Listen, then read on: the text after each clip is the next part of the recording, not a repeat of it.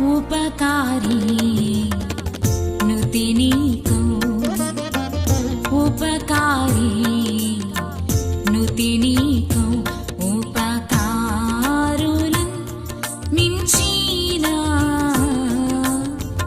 उपकारी नुतिनीको उपकारी विवेक उपकारी विवेक नेपामुल निंचकरी कृपनधिकमुगा చూపించుమా कृपनधिकमुगा చూపించుమా అపకారములను మాకు అపకారములను మాకు ఉపకారి నుతినీకో వానకు పడిసిము పట్ట నానుపు వరదలు రాగా వానకు పడిసిము పట్ట మానవులిందరూ మరణము కాగా మానవులిందరూ మరణము కాగా ఈనాడు మా చీత గానములు చేయించుట కొరకై గానములు చేయించుట కొరకై హానిని పరిహరించినమా హానిని పరిహరించినమా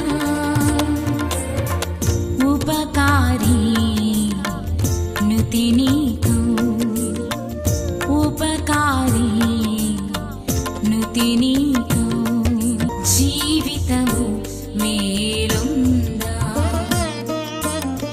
నీవి కలుగజే స్థితిరో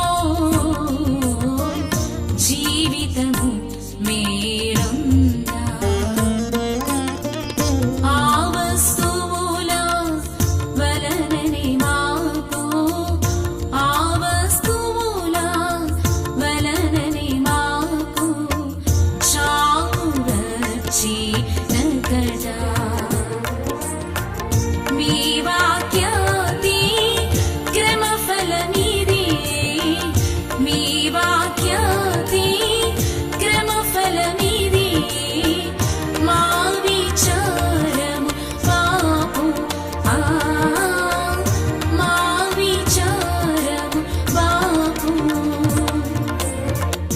ఉపకారి నుతినీకో ఉపకారి నుతినీకో మత్తయి సువార్త 1వ అధ్యాయము 22వ వచనం నుండి చదువుకుందాం. ఇదిగో కన్యక గర్భవతి అయి కుమారుని కనను ఇదిగో కన్యక గర్భవతి కుమారుని కన్ను ఆయనకు ఇమ్మానుయేలును పేరు పెట్టుదురు ఆయనకు ఇమ్మానుయేలు అని పేరు పెట్టుదురు అని ప్రభువు తన ప్రవక్త ద్వారా పలికిన మాట ప్రవక్త ద్వారా పలికిన మాట నెరవేరునట్లు ఇదంతయు జరిగెను ఇమ్మానుయేలును పేరునకు ఇమ్మానుయేలు అను పేరునకు భాషాంతరమున దేవుడు మనకు తోడని అర్థము అర్థము. క్రీస్తు ప్రభునందు ప్రియమైన విశ్వాసులారా, దేవనామమున ఈ నూతన వత్సరములోనికి ప్రవేశపెట్టిన మనందరికీ దేవాది దేవుని యొక్క శుభములు దైవాశీర్వాదములు రెండవ రాకడ సిద్ధపాటు మెండుగా దేవుడు మనకందరికీ అనుగ్రహించును గాక. ఆమేన్. క్రీస్తు ప్రభునందు ప్రియులారా,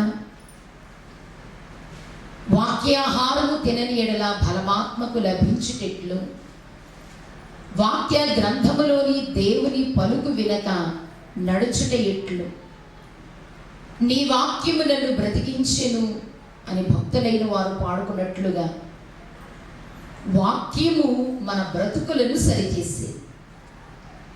వాక్యము మన జీవితములను వెలిగించేది. వాక్యము మనల్ని స్వస్థపరిచేది. వాక్యము మోక్షానికి వెళ్ళే మహిమకు సిద్ధము చేసేది దేవుని యొక్క వాక్యం. చదువుకున్న వచనములో దూత యోసేపుతో మాట్లాడుతూ అంటుంది, పుట్టబోవు కుమారునికి ఇమ్మానుయేలు అను పేరు పెట్టుదురనెను. ఇమ్మానుయేలు అనగా అర్థము దేవుడు మనకు తోడని అర్థం. ఈ 2019వ సంవత్సరములో మనందరికీ ఎవరి తోడు కావాలి అనగా దేవుని తోడు కావాలి. దేవుని తోడు మనకు అనుగ్రహింపబడును గాక. దేవుని తోడు లేకపోతే బ్రతకడం చాలా కష్టం, బ్రతకలేము. ప్రియులరా, ఒక మనిషి తోడు.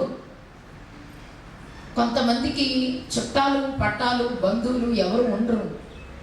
అలాంటప్పుడు వారు ఏం చేస్తారు, వాళ్ళగా పిల్లును కుక్కను పావురాన్ని దేన్నో వారు పెంచుకుంటూ ఉంటారు.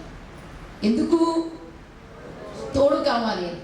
కానీ మనిషి తోడు కన్నా, ఒక జంతువు తోడు కన్నా, పక్షుల తోడు కన్నా దేవుని తోడు గొప్పదా కాదా? దేవుని తోడుంటే ఇక దానికి తిరిగేముంది? బైబిల్లో కొందరున్నారు, వారికి దేవుని తోడు ఉన్నది. ఎక్కడున్నా ఏ సమయమందైనా దేవుని తోడు కలిగి ఉన్నారు వారు. ఒకసారి చదువుకుందాం. ఆదికాండం 39వ అధ్యాయము 2, 3, 21 వచనాలు. యెహోవా యోసేపునకు తోడై ఉండెను గనుక అతడు వర్ధిల్లుచు తన యజమానుడగు ఆ ఐగుప్తీయుని ఇంట నుండెను. యెహోవా అతనికి తోడై ఉండెననియు అతడు చేసినదంతయు అతని చేతిలో యెహోవా సఫలము చేసిననియు అతని యజమానుడు చూచినప్పుడు 21వ వచనములో అయితే యెహోవా యోసేపునకు తోడై ఉండి అతని యందు కనికరపడి అతని మీద అతని చెరసాల యొక్క అధిపతికి కటాక్షము కలుగునట్లు చేసెను. దేవునికే మహిమ కలుగును గాక. మొదటిగా మనము చూసే యోసేపుకు ఎవరి తోడు ఉన్నది అనగా దేవుని తోడు. ప్రియులరా, యోసేపునకు దేవుని తోడు ఉంది. దేవుని తోడు యోసేపుకు ఏం చేసింది అనగా పనులన్నీ కూడా సఫలము చేసింది. కొందరు పనులు పట్టుకుంటే ఆ పనులు ఏవి ముందుకు జరగవు, ముందుకు వెళ్ళవు. అయ్యా, నేను అనుకున్నది అసలు ముందుకు వెళ్ళట్లేదు, అసలు నేను అనుకున్నది జరగట్లేదు, ఏ పని పట్టుకున్నది వెనక్కి వెళ్ళిపోతుంది, ఆ పనిలో నష్టం కలుగుతుంది అని చాలామంది అంటూ ఉంటారు. అయితే ప్రియులారా, ఇక్కడ యోసేపునకు ఎవరి తోడు ఉంది అనగా దేవుని తోడు ఉంది కనుక అతడు చేసే పనంతా కూడా దేవుడు సఫలము చేస్తున్నాడు. భక్తుడైన దావీదు కూడా ఓ మాట వ్రాసి ఉన్నారు, అతడు చేయునదంతయు సఫలమగును. కీర్తన గ్రంథం 1వ అధ్యాయములో మనం అందరము ఎరిగిన వారు, అతడు చేయునదంతయు సఫలమగు. అంటే ఈ సఫలపరిచేది ఎవరి తోడు అనగా దేవుని తోడు. అంటే దేవుని తోడు మనకుంటే మన పనులన్నీ ఏమవుతాయి? సఫలమవుతాయి ఈ 2019వ సంవత్సరంలో. గనుక మనకి ఎవరి తోడు ఉండాలి అనగా దేవుని తోడు. దేవుని తోడు పనిని సఫలపరిచేది మాత్రమే కాదు, కటాక్షము కలిగించేది. యోసేపు చెరసాల్లో వేయబడ్డాడు. చెరసాల్లో వేయబడిన యోసేపు మీద అధిపతికి ఏం కలిగింది అనగా కటాక్షము కలిగింది, అంటే దయ కలిగింది. అందుకని బైబిల్లో మనం చూస్తే ఎస్సేరు ఉంది. తల్లి తండ్రి లేరు ఎస్సేరుకు, అనాథ, పినతండ్రి దగ్గర పెరుగుతుంది, పేదరాలు, ఏమీ లేదు. అయితే ఆ దేశంలో రాజుగారు టముకేయించాడు, నాకు రాణిగా అయ్యేవారు మీలో కన్యకలు ఎంతమంది ఉన్నారో అంతమంది కూడా నా కోటకు వచ్చేసేయండి అన్నప్పుడు రాజు ప్రక్కన రాణి కావడానికి ఎస్తేరు అందరితో పాటు వెళ్ళింది. అందరూ లైన్లో వస్తున్నారు, అందరూ చక్కగా అలంకరించుకున్నారు, అందంగా తయారయ్యారు, అందరూ వజ్రాలు వైఢూర్యాలతో అలంకరించుకున్నారు, సిద్ధపడ్డారు. కానీ ఏమీ లేని ఆమె, కేవలం దేవుని తోడు మాత్రమే కలిగిన ఎస్తేరు లైన్లో ఉంది. రాజుగారు అందరినీ చూస్తున్నాడు, కానీ ఎస్తేరును చూడగానే రాజుకి ఏం కలిగింది అనగా దయ కలిగింది. అంటే ఎస్తేరు కంటే ధనవంతురాళ్ళు, అందమైన వారు, గనులు ఉండరా, ఎందరో ఉండగా ఎస్తేరును చూడగానే రాజుకి ఏం పుట్టింది అనగా దయ పుట్టింది, దయ కలిగింది. ఎస్తేరు ఏమైంది? రాణి అయింది. అంతఃపురంలో కిరీటము ధరించి 127 దేశాలకు ఆమె మహారాణిగా తీర్చబడింది. ఎవరి తోడు? దేవుని తోడు. అంటే దేవుని తోడు పనులను సఫలపరుస్తుంది, దేవుని తోడు కటాక్షము కలిగిస్తుంది, దయ పుట్టినట్లుగా చేస్తుంది దేవుని తోడు. ప్రియులారా, అపోస్తుల కార్యములు 7వ అధ్యాయము 9వ వచనము కూడా చదువుకుందాం. సామెతల గ్రంథము 3వ అధ్యాయము 32వ వచనములో ఆ గోత్రకర్తలు మత్సరపడి యోసేపును ఐగుప్తులోనికి పోవుటకు అమ్మివేసిరి గాని దేవుడతనికి తోడయుండి అతని శ్రమలన్నిటిలో నుండి తప్పించి దయను జ్ఞానమును ఐగుప్తి రాజైన ఫరో ఎదుట అతనికి అనుగ్రహించినందున ఫరో ఐగుప్తునకును తన ఇంటి అంతటికి అతని అధిపతిగా నియమించెను. యేసు మహారాజుకు నిజంగా యోసేపు పుట్టగానే తల్లి చనిపోయింది. కొంచెం వయసు వచ్చేసరికి తండ్రి దూరం అయ్యాడు. సొంత అన్నలు పశువులు అమ్మినట్లుగా యోసేపును అమ్మి వేశారు బానిసగా ఐగుప్తు దేశానికి. ఒంటరి వాడైపోయాడు, ఎవ్వరూ లేరు. అమ్మా, నీ జీవితం కూడా అలాగే ఉందేమో, ఒంటరిగా ఉన్నావేమో, నేను ఎవరికి అక్కర్లేదు అనుకుంటున్నావేమో, నా వల్ల ఏ ఉపయోగం లేదు అనుకుంటున్నావేమో, నేను ఎవరికి అవసరం లేదు అనుకుంటున్నావేమో. కానీ దేవునికి మనం అవసరము. యోసేపుకు తల్లి లేదు, తండ్రి దూరం అయ్యాడు, అన్నను అమ్మివేశారు, ఒంటరి వాడయ్యాడు, తెలియని దేశము, తెలియని ప్రాంతము, తెలియని ప్రజల మధ్య ఉన్నాడు, తెలియని చోట్ల ఉన్నాడు. కానీ దేవుని తోడు అతన్ని ఏం చేసింది? ఎంత ఆశ్చర్యము అనగా ఆ దేశానికి, ఐగుప్తు దేశానికి, ఫరో ఇంటికి అధిపతిగా చేసింది. చప్పట్లతో దేవుని స్తుతిద్దాం. యేసు మహారాజు. నిజంగా నేను అనుకుంటాను, యోసేపు వంటి శ్రమలు నాకు లేవు అని నేను అనుకుంటాను.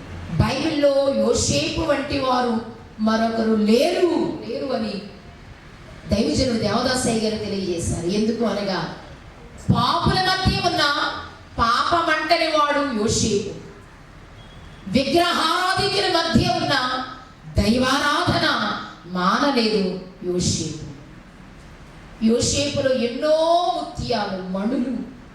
యోసేపు జీవితం అంతా కూడా చాలా అద్భుతంగా ఉంటుంది. పాపము చేయలేదు యోసేపు. పాపము తరుముకుంటూ వచ్చిన ఒక పెద్దామె, ఫరో భార్య, యోసేపు యొక్క అందాన్ని చూసి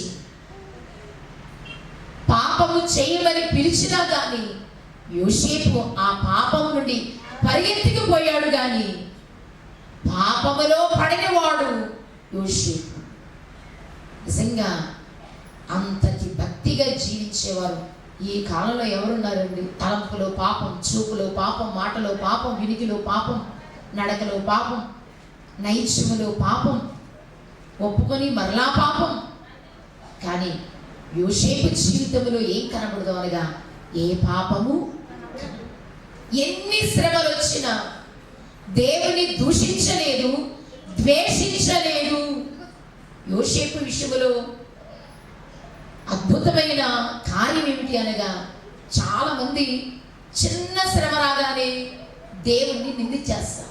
ప్రార్థన చేసుకున్నాను జరగలేదు అని మానేసేవారు ఉన్నారు. నేను చర్చికి వెళ్ళను, ఆదివారం వెళ్ళను, శుక్రవారం వెళ్ళను, నా పని అయిపోయింది, అది ఇది. కానీ యోసేపు ఎన్ని శ్రమలు కలిగిన దేవుని అతడు విడిచిపెట్టలేదు, దూషించలేదు, ద్వేషించలేదు.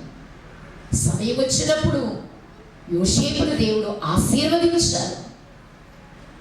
సింహాసనం ఎక్కాడు యోసేపు. ఎంత భక్తుడు యోసేపు! ఎవరు అనగా యథార్థవంతుడు.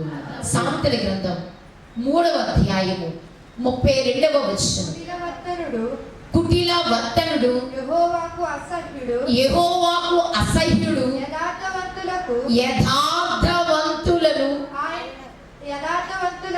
యథార్థవంతులకు ఆయన తోడుగా ఉండును. బులో యేసు మహారాజుకు. యోసేపు యథార్థవంతుడు, కుటిలవర్తనుడు, యెహోవాకు అసహ్యుడు. మనసులో చాలా పెట్టుకుని దేవుని దగ్గరికి వస్తారు. అసూయ, కోపం, ద్వేషం, పగ, కుట్రాలోచన. ఇంత కుటిలత్వం మనసులో ఉంటే వారిని చూచి దేవుడు అసహ్యించుకుంటారు. నిర్మలమైన మనస్సు కలిగి యథార్థంగా ఎవరైతే దేవుణ్ణి ఆరాధిస్తారో, స్తుతిస్తారో దేవుడు వారికి తోడై ఉంటారు. బులో యేసు మహారాజుకు. అందుకని దైవజనుడు దేవదాసయ్య గారు రాసిన ఓ చక్కటి కీర్తన, నీవే అని నమ్మిక యేసు, నీవే అని నమ్మిక అనే కీర్తనలో మనం చూసి, నీకు తోడై యుంటిని, నీ మనవిని ఆలించి యుంటిని, అన్నిటి నుండి ఆదరించిన తండ్రి, అన్నిటి నుండి ఆదరించిన తండ్రి, ఆనందముతో స్తుతించుచుండు. నీవే అని నమ్మిక యేసు నాకు, నీవే అని నమ్మిక. ప్రియులారా, ఎంత అద్భుతంగా దైవజనుడు దేవదాసయ్య గారు రాశారు. నీకు తోడై ఉంటిని, నీ మనవిని ఆలించి ఉంటిని, ఆనందముతో స్తోత్రింతుము అని దైవజనుడు దేవదాసయ్య గారు రాసిన గొప్ప కీర్తన. ఇక రెండవదిగా చూస్తే నిర్గమాకాండము 3వ అధ్యాయము 12వ వచనం ఒకరు, 14వ వచనం ఒకరు మోకాళ్ళపై ఉండి గట్టిగా చదివేయండి. ఆయన నిత్యముగా నేను నీకు తోడైందును, నేను నిన్ను పంపితిననుటకు ఇది నీకు సూచన. మరి ఒకరు 14వ వచనం చదవండి. అందుకు దేవుడు, నేను ఉన్నవాడను అనువాడనై ఉన్నాను అని మోషేతో చెప్పాను. బులో యేసు మహారాజుకు. యోసేపుకు దేవుడు తోడై ఉన్నారు. మరి ఒకరు మోషేకు దేవుని తోడు. మోషే కూడా ఒంటరి వాడే, గొర్రెలను కాసుకొనుచున్నాడు. కానీ అటువంటి మోషే దగ్గరికి దేవుని సన్నిధి వచ్చింది. మోషేతో దేవుడు అంటున్నారు, నేను నీకు తోడైందును అని అంటూ, నేను ఉన్నవాడను అనువాడునై ఉన్నాను. మనము నమ్మిన దేవుడు ఉన్న దేవుడు, అనువాడునై ఉన్నాను.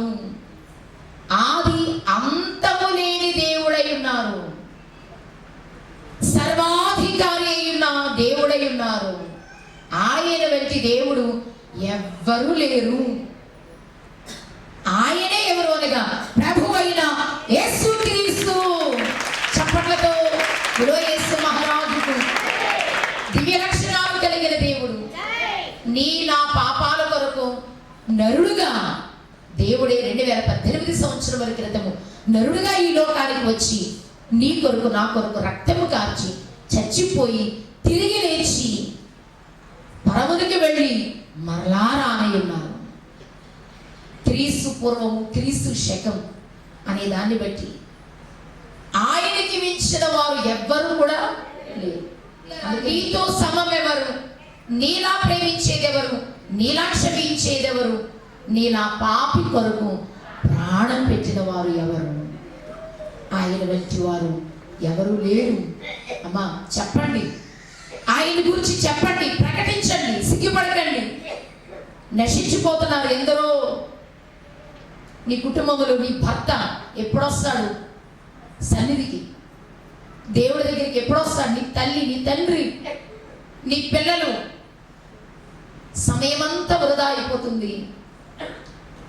సమయాన్ని సద్వినియోగపరుచుకోండి. ఈ జీవితంలో యేసు దేవుని రక్షకునిగా అంగీకరించకపోతే చాలా ప్రమాదం కొని తెచ్చుకుంటాం.